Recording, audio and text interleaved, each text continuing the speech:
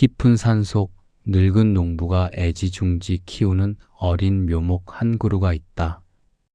농부는 이 나무가 재생의 유일한 보람이자 증거라 믿는다. 해가 뜨기도 전에 우물을 길어와 물을 대고 산짐승이 올세라 밤잠을 설치며 울타리를 세운다. 흙이 조금만 마를까 싶어 짐승의 배설물과 썩은 낙엽을 긁어 모아 뿌리 주변에 산처럼 쌓아둔다. 농부의 허리는 굽어가지만 묘목 주위의 거름더미는 날이 갈수록 높아만 간다. 이것이 농부에게는 사랑이며 자신의 뼈를 깎아 바치는 거룩한 희생이다. 그러나 정작 나무는 숨을 쉴 수가 없다. 흙 속으로 뻗어나가야 할 뿌리는 과도한 양분의 열기에 데어 타버린다. 스스로 물을 찾아 땅속 깊이 자맥질하는 법을 잊은 뿌리는 표면의 달콤한 거름에만 머물다가 결국 검게 썩어 들어간다. 가지는 하늘로 뻗지 못하고 휘대해진 거름더미의 무게에 눌려 뒤틀린다. 농부의 정성이 깊어질수록 나무의 생명은 희미해진다. 이것은 악의가 아니다. 그저 농부가 나무의 결을 잃지 못하고 자신의 욕심을 사랑이라 착각한 탓이다. 우리는 자녀라는 생을 대할 때 이 늙은 농부의 어리석음을 반복한다.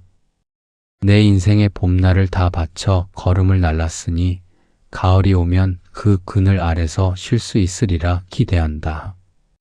내가 쏟은 정성이 있으니 나무가 나를 향해 가지를 굽혀줄 것이라 믿는다. 하지만 생명이란 본디 저만의 궤적을 그리며 태양을 향해 나아가는 존재다. 부모라는 안온한 그림자가 너무 짙으면 나무는 빛을 잃는다.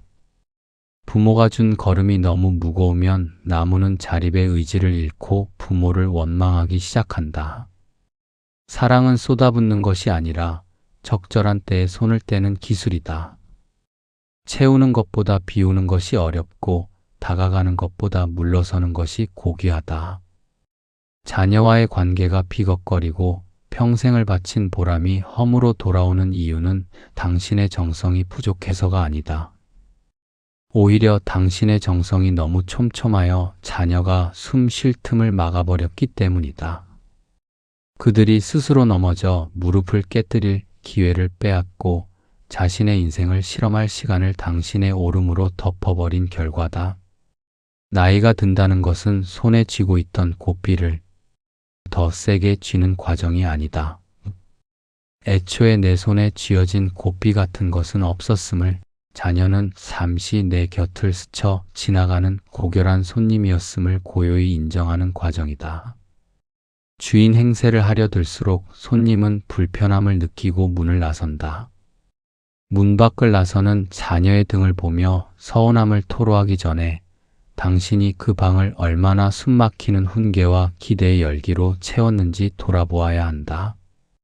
이제 우리는 그 서늘한 진실의 숲으로 걸어 들어가려 한다. 옳고 그름의 잣대를 내려놓고 왜 나의 선의가 자녀에게는 독이 되었는지 관조해야 한다. 그것은 자녀를 탓하기 위함이 아니요 무너진 당신의 마음을 수선하여 남은 생을 오롯이 당신의 것으로 돌려주기 위함이다. 강물이 바다로 흘러가는 것을 막을 수 없듯 자녀의 삶이 당신의 손을 떠나는 것을 막아서지 마라. 바다는 강물을 가두지 않기에 광대하며 부모의 마음 또한 기어 있을 때 비로소 완성된다. 어느 집이나 귀한 손님이 오면 가장 좋은 자리를 내어주고 정성을 다한다. 손님이 머무는 동안 불편함이 없도록 살피는 것은 주인의 기쁨이다.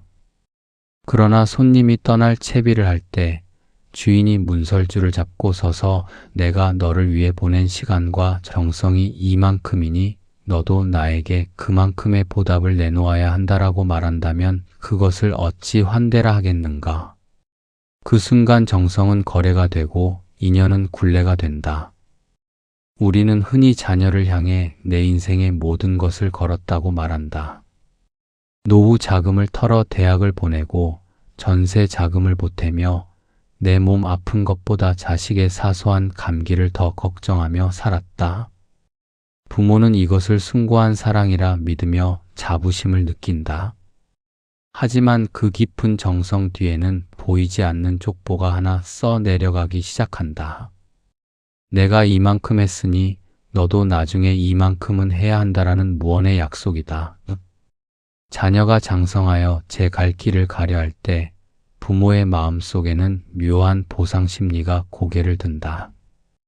전화 한 통의 빈도, 명절에 찾아오는 횟수, 혹은 자녀가 거두는 성취의 크기를 보며 내가 투자한 정성의 이자를 계산한다. 자녀가 부모의 기대만큼 움직여주지 않으면 키워봐야 소용없다거나 어떻게 나한테 이럴 수 있느냐는 서운함이 터져나온다.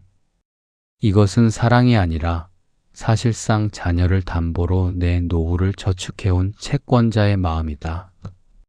자녀는 부모의 눈빛에서 이 장부를 읽어낸다.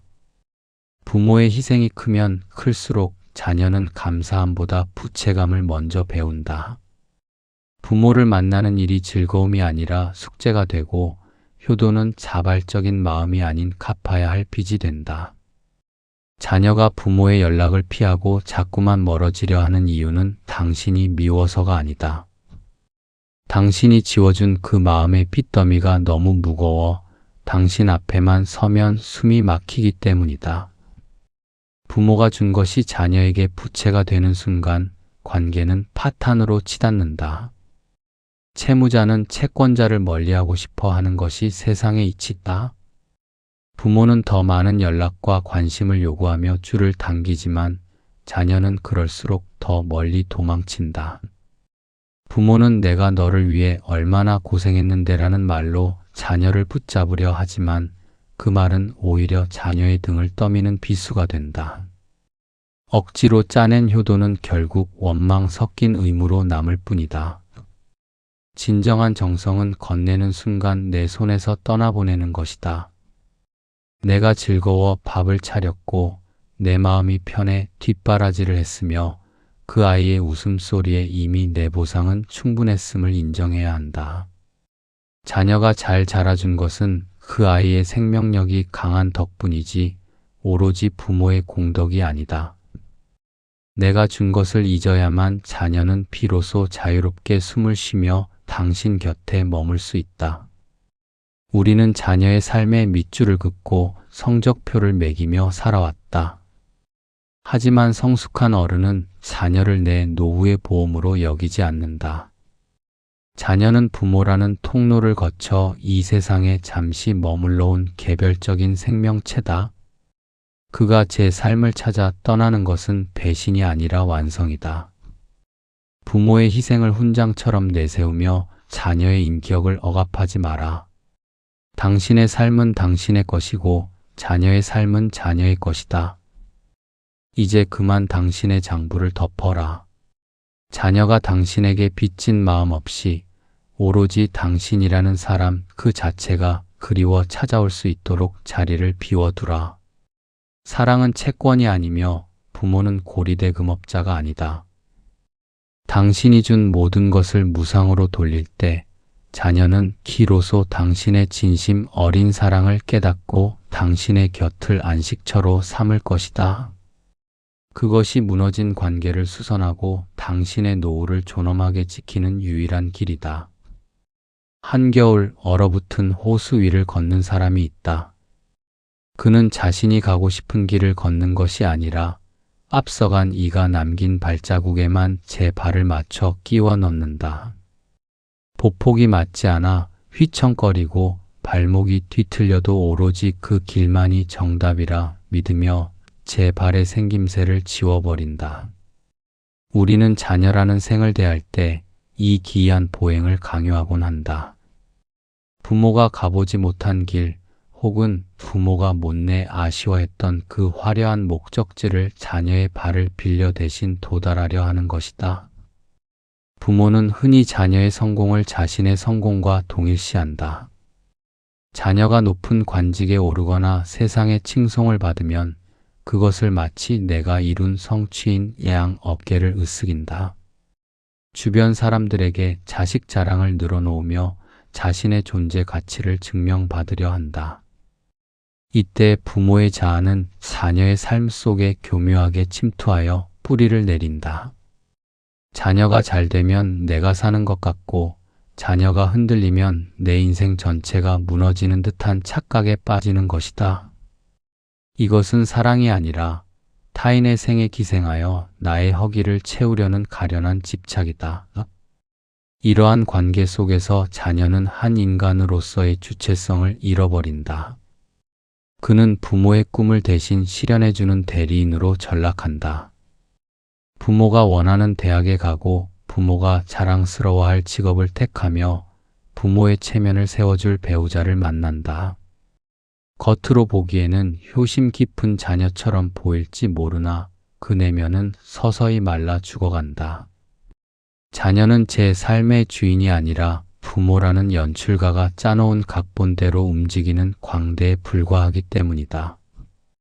광대는 무대 위에서 박수를 받을 때조차 그 박수가 자신의 것이 아님을 알기에 외롭다.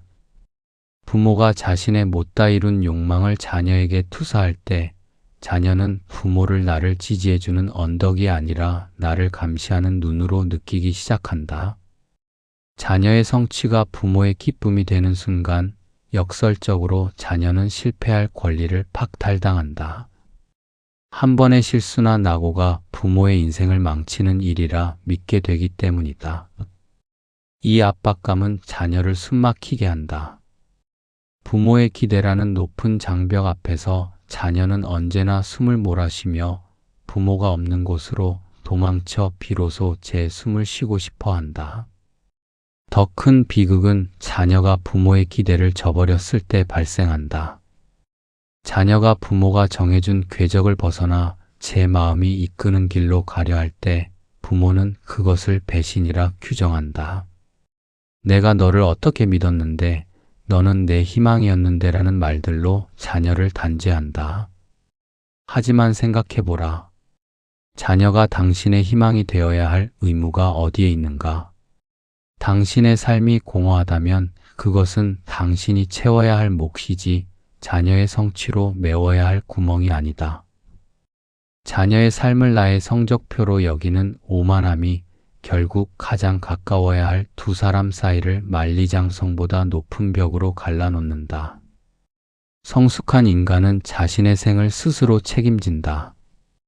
부모가 자신의 삶에서 주인으로 당당히 서 있지 못할 때 자녀의 삶을 자꾸만 기웃거리게 된다. 내 삶이 풍요롭고 단단하다면 자녀가 무엇을 하든 어디로 가든 그저 고요히 바라봐 줄 수 있다. 자녀가 굽은 길을 가더라도 그것 또한 그 아이의 생의 결임을 인정하고 기다려줄 수 있는 여유가 생긴다. 그러나 내 마음의 밭이 황폐한 사람은 자녀의 밭에서 자라나는 이삭 하나에 목숨을 건다. 자녀의 수확물이 곧 내 생존의 증거가 되기 때문이다. 이제 당신의 시선을 자녀에게서 거두어 당신 자신에게로 돌려야 한다. 당신이 젊은 날 포기했던 꿈들, 묻어두었던 취미들, 그리고 아직은 남아있는 당신만의 시간들, 그것들을 다시 꺼내어 당신의 정원을 가꾸라. 부모가 자신의 생을 사랑하며 꿋꿋하게 늙어가는 모습은 100마디 훈계보다 더 깊은 울림으로 자녀의 삶을 이정표처럼 비춘다. 부모가 자녀의 성취에서 독립할 때 비로소 자녀도 부모의 그림자에서 벗어나 온전한 자신의 빛을 발할 수 있다. 자녀를 하나의 온전한 숲으로 보라. 그 숲에는 당신이 심지 않은 나무도 있고 당신이 이해할 수 없는 잡초도 자라날 것이다. 그 숲의 주인이 당신이 아님을 시인하라. 숲이 스스로 생태계를 이루고 비바람을 견디며 울창해지는 과정을 그저 관조하라. 지혜로운 이는 자녀의 삶의 밑줄을 긋지 않는다. 그저 한 페이지씩 넘겨지는 자녀라는 이름의 책을 소중히 지켜볼 뿐이다. 당신이 자녀의 삶에서 완전히 타자가 될 수 있을 때 역설적으로 가장 깊은 영혼의 유대감이 시작된다. 자녀의 성공은 당신의 훈장이 아니며 자녀의 방황 또한 당신의 실패가 아니다. 각자의 생은 각자의 무게대로 흐르는 법이다. 당신의 욕망이라는 무거운 짐을 자녀의 어깨에서 내려놓아 주어라. 자녀가 부모의 기쁨을 위해 뛰는 경주마가 아니라 자신의 행복을 위해 걷는 여행자가 되게 하라. 당신이 자녀의 성취로부터 자유로워지는 순간 당신의 노후는 비로소 타인의 시선에서 해방되어 당신만의 고요한 평화를 맞이하게 될 것이다. 추운 겨울이 오기 전 자신의 몸을 깎아 둥지를 보수하는 새가 있다.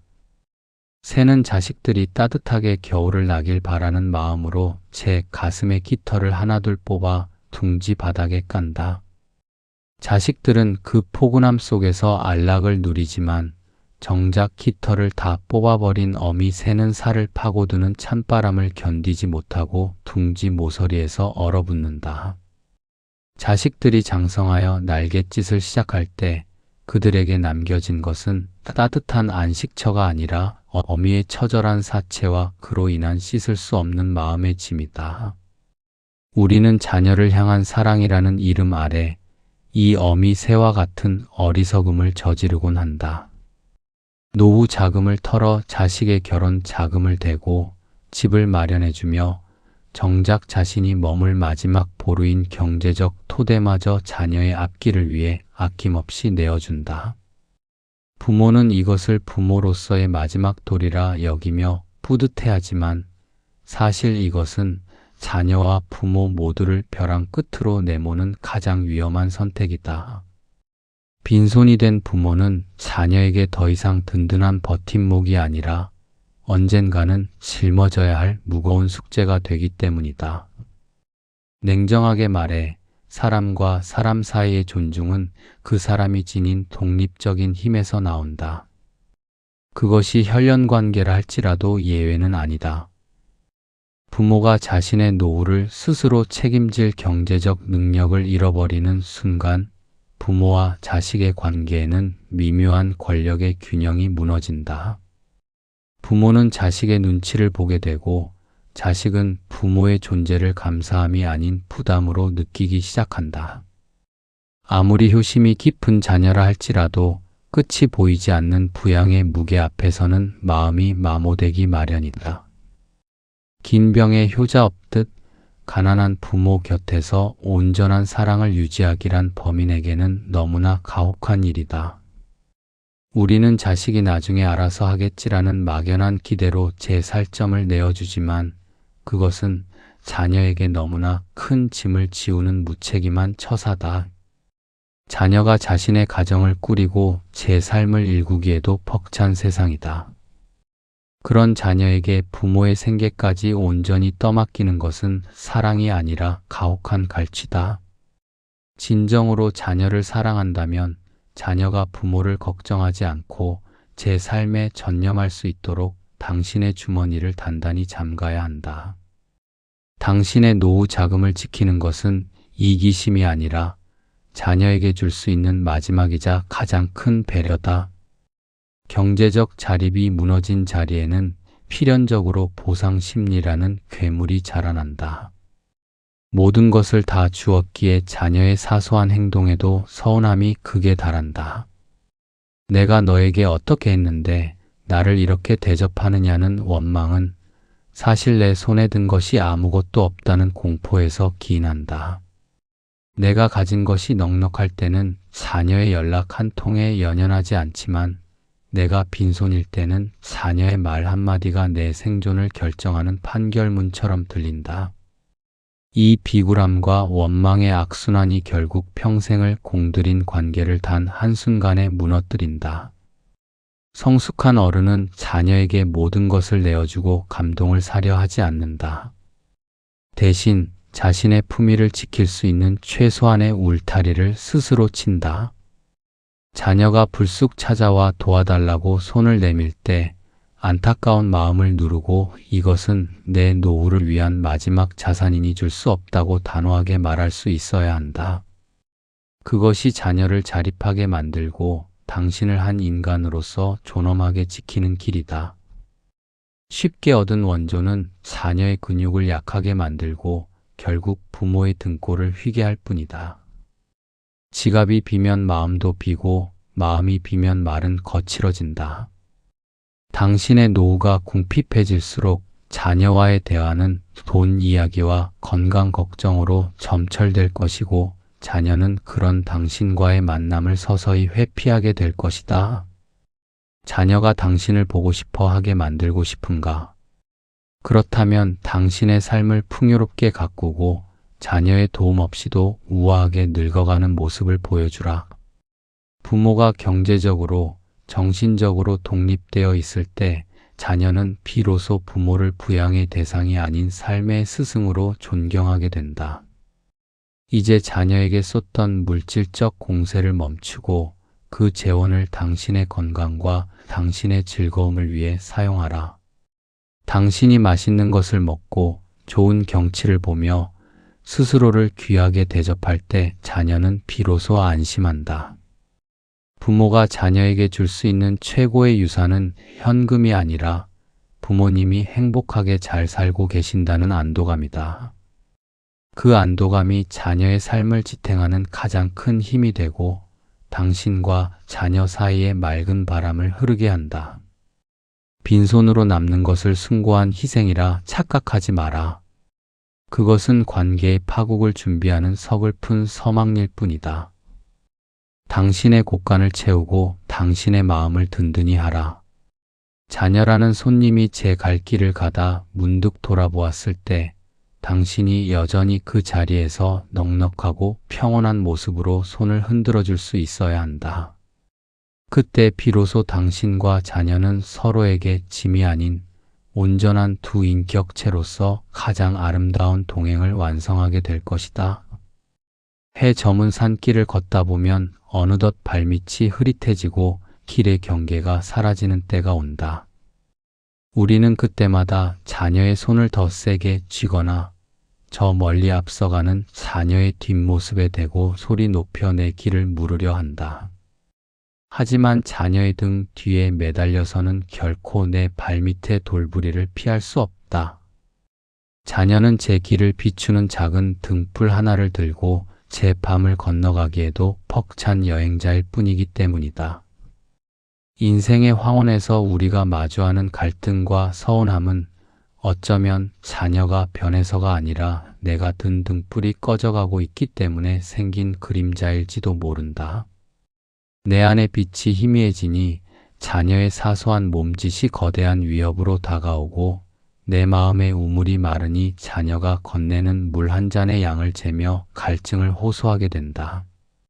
관계를 수선하려 애쓰고 자녀를 뜯어 고치려 분투했던 그 모든 시간은 사실 내 안의 고독과 불안을 타인의 손을 빌려 잠재우려 했던 헛된 몸부림이었음을 이제는 인정해야 한다. 성숙한 어른의 마지막 정성은 자녀의 삶에 밧줄을 던지는 것이 아니라 제자리에 앉아 조용히 자신의 등불을 닦는 일이다. 이 불빛은 자녀를 내 곁으로 불러들이기 위함이 아니다. 자녀가 제 길을 가다 문득 뒤를 돌아보았을 때 내가 선 자리가 여전히 따뜻하고 평온하다는 것을 보여주어 그가 길을 잃지 않게 하기 위함이다. 부모가 자신의 생을 사랑하며 꿋꿋하게 자리를 지킬 때 그 고요한 존재감은 100마디 교훈보다 더 깊은 위안이 되어 자녀의 삶을 비춘다. 이제 밖으로 향하던 시선을 거두어 당신의 내면을 응시하라. 자녀라는 거울에 비친 일그러진 욕망과 섭섭함을 닦아내고 그 거울 너머에 홀로 서 있는 나라는 인간의 본 모습을 마주하라. 자녀와의 관계가 매끄럽지 못한 것은 어쩌면 당신이 당신 자신과 아직 화해하지 못했기 때문일지도 모른다. 나를 온전히 용서하고 사랑할 수 있을 때 비로소 자녀라는 타인도 그 무게 그대로 존중하며 안을 수 있는 온기가 생긴다. 자녀의 뒷모습이 멀어지는 것을 서러워할 일이 아니다. 그것은 당신이 그를 독립적인 인간으로 잘 키워냈다는 가장 정직한 신호이며 이제 당신에게도 온전한 당신만의 시간이 돌아왔다는 축복의 신호다.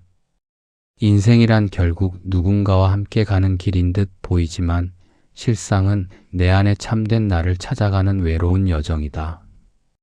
그 여정에서 자녀는 잠시 곁을 스쳐 지나가는 소중한 인연일 뿐 당신의 목적지가 될 수는 없다. 오늘 밤 자녀에 대한 걱정과 집착으로 밤잠을 설치기보다 그대의 마음을 먼저 살피라. 그대의 마음은 지금 평안한가? 누군가의 부모라는 이름 아래 가두어 두었던 그대의 영혼의 숨소리가 들리는가? 마음의 우물이 깊고 맑으면 어떤 가뭄이 와도 마르지 않으며 스스로 빛나는 등불은 바람이 불어도 꺼지지 않는다. 자녀라는 타인에게서 행복의 샘을 찾으려 하지 말고 그대 안에 깊은 우물을 파고 그 물로 먼저 그대의 목을 축이라. 그대가 스스로 충만해질 때 자녀와의 관계는 애쓰지 않아도 순리대로 흐를 것이다. 어둠이 내린 마당에 등불 하나를 켠다. 이 빛은 자녀를 부르는 신호가 아니라 내 마음의 어둠을 밝히고 내 남은 생을 예우하는 고요한 의식이다. 나는 그저 내 자리를 지키며 내 안의 평화를 응시할 뿐이다.